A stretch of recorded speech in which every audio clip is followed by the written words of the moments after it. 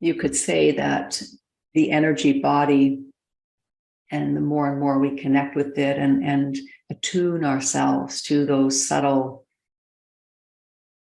emanations, that it connects us with our intuition. And so that, perhaps one day you're in the grocery store and for whatever reason, that pile of mangoes is just almost like radiating and magnetically drawing you in, right? So normally if we go into the into the grocery store with our mind set on whatever we have on our list and get in and get out, we'd miss those things. But if we slow down a little bit, we begin to notice that even the food in the grocery store is speaking to us. Everything is speaking to us every moment, but we don't notice it.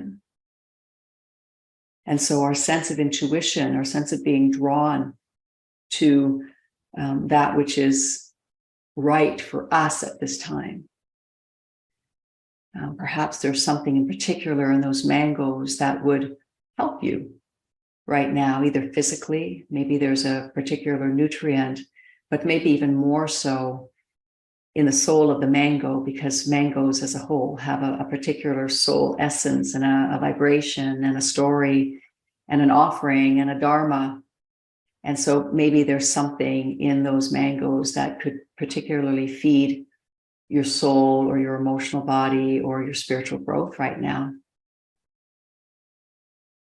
And so what we are learning and practicing here in the energy module is helping to refine this capacity to begin to listen in a deeper and deeper way through our being, something that we've forgotten how to do because it hasn't been encouraged in our culture and in our lives.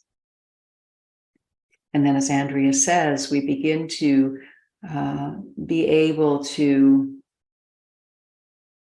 touch into a sense of fullness in the midst of the simplest moments. There's nothing missing. And we're also able to settle ourselves and not box ourselves in when challenging states like overwhelm come through. And if overwhelm is something that we have encountered often in our lives, and many of us have, I know I have, then it may not take, just one sitting to kind of, move it out. Oftentimes there's a lot of guardians of that particular feeling state. But we can begin. We can begin.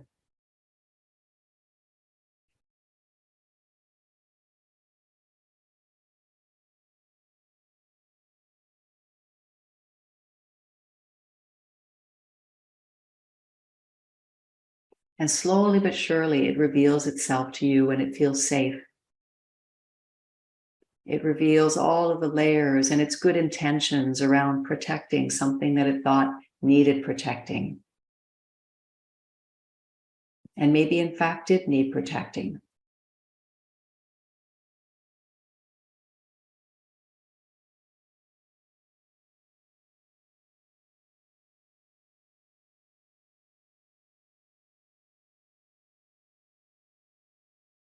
And I like her reminder to stop. So it's not necessarily to physically stop. I think stopping is more stopping following those thoughts, or even stopping trying to find a better state, stopping trying to get away from this overwhelm. As I was looking through my notes from previous years earlier today, there was a quote that I had written. I don't know if I came up with it, maybe not, I don't know, but it was stop. The soul is seeking you. Stop.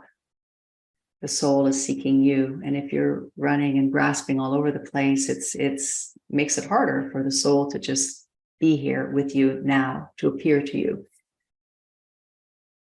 So when we stop, as Andrea is encouraging us here, and we breathe and we listen, then the soul can find us in a way, can make itself seen, known.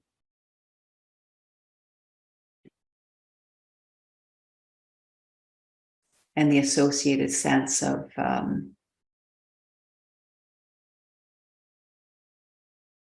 all is okay, all is well.